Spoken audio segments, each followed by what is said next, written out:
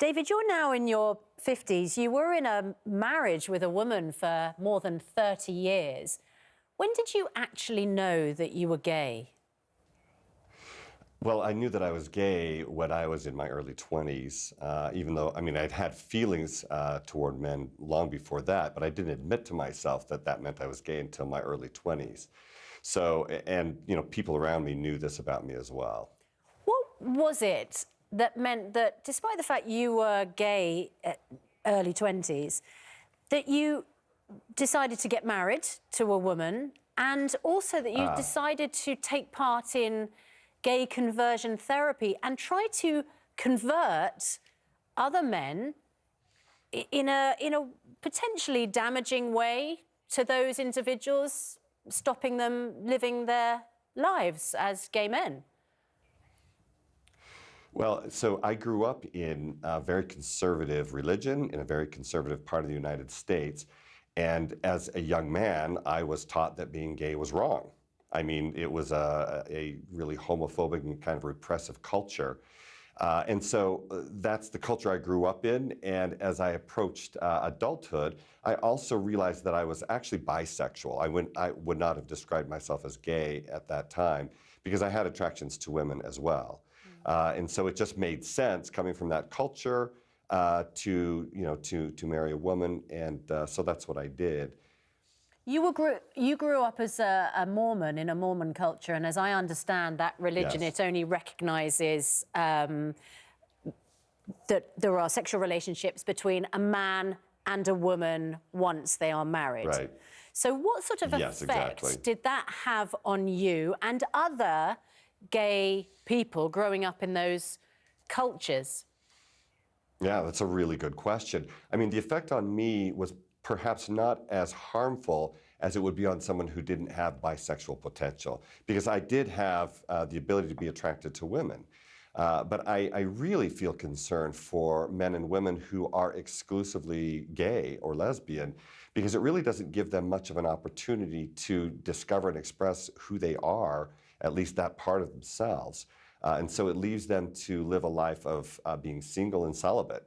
And I just don't think, at this point in my life, I don't think that that's a good way to live. How much money did you make from trying to convert gay people? It's funny because a lot of people say, like, he made his millions and now he's coming out. The fact is that there's not a lot of money in this. I mean, no, I didn't make a lot of money doing it.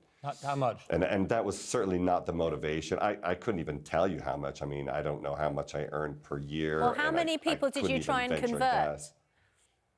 Well, so let me correct something. When you say try to convert, that's not really an accurate description of what I was doing. What I was trying to do was to assist people to, if they were capable, assist them to either live celibate or to be in a marriage, a heterosexual marriage, if they were bisexual. So what did you call your business, Mr. Matheson? Well, I had a practice that I called the Center for Gender Wholeness. Gender wholeness. Before that, I was. Yeah. And what does that mean? Well, at the time, it meant that we were trying to help them become whole within themselves, which doesn't mean that a gay person's not whole. And that's one of the inadvertent messages that sent, which causes me concern now. You wrote a book called Becoming a Whole Man, based on your therapy. Becoming a Whole Man. You've now pulled it. Right. You've led a fairly sham life, haven't you, with your wife, for example? You clearly. She doesn't talk to you anymore, I understand, which is sad, very sad for her, I guess, all these revelations. You're out here giving interviews about it, having tried for the last many, many years to convert people from being gay because there's something wrong with it. You wrote a book called Becoming a Whole Man, as if somehow if you're gay, you can't be a whole man. Part of the work that I've done, which I would not describe as a sham, but part of the work that I've done, I think, has been confusing to some men. I think that some people who probably would have come out, like I have done earlier in their lives, may have stayed in the closet longer because of the work that I did. Do you believe people can be converted? No, I don't. Right, so it is a sham then, isn't it? If your business is to try and convert people from being gay, you want to and you now admit that they can't be converted, it's but the guy leading the business of trying to convert gay people has now admitted you can't be converted. That is purely the purest definition of a sham, surely. If you want to understand the real story, I'd be happy to describe it to you, but it Explain appears to that me you've why already it's not a decided what sham the that the story man... is. Well, okay, here's my question for you. Explain to me why it's not a sham that a guy like you, for a very long period of time, has run a business in which he has tried to convert people, gay people, into being straight, and yet he now sits here on live television and admits that is not possible. So why is that not a sham? And why is what you've been doing not been actually very harmful to a lot of gay men who've been tried to be persuaded by you that their lives are not whole, not proper, not correct, and they should be converted back to being straight? I don't get why it hasn't been a sham. So, are you ready for me to answer? Mm-hmm. Yes. Okay, so the first thing you need to understand is that human sexuality, for some people, is flexible and fluid.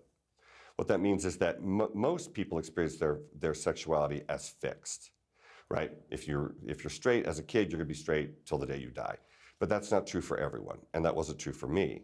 And it wasn't true for many of the people that I worked with. So what we experienced was that there were people who did experience some kinds of shifts in their sexuality over time.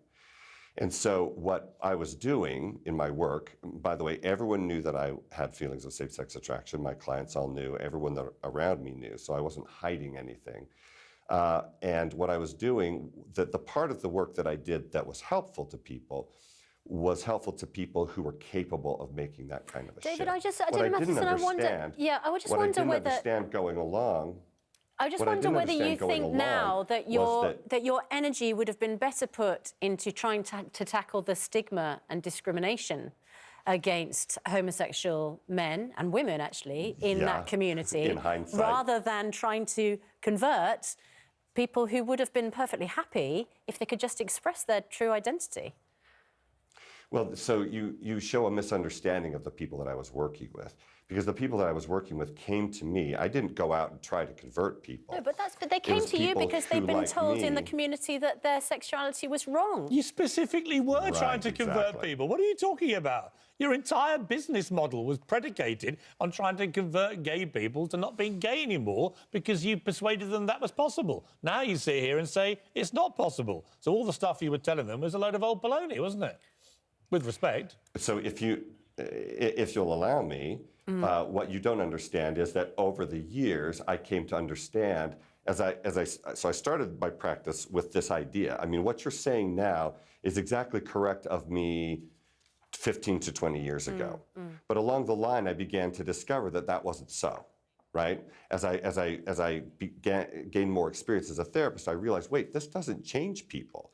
And so I changed what I was doing. Okay, should all gay conversion therapy now be wrong? Should gay conversion? Changed the therapy that I was I get doing. it. Should all gay conversion therapy be made illegal? Should it just be banned, made illegal, and should it just be accepted that it's not possible? It's a load of nonsense, miserable. And the gay people are gay people, and they are whole men, and should be allowed to be whole men without people like you writing books about how to become a whole man by not being gay anymore, which is a book you've now pulled. Well, first of all, let me say you're grossly misunderstanding my book, and I'm not going to try to correct your understanding. Why have you pulled it? Why have you pulled it if it's not a problem? There are parts of it that I think probably I would change now.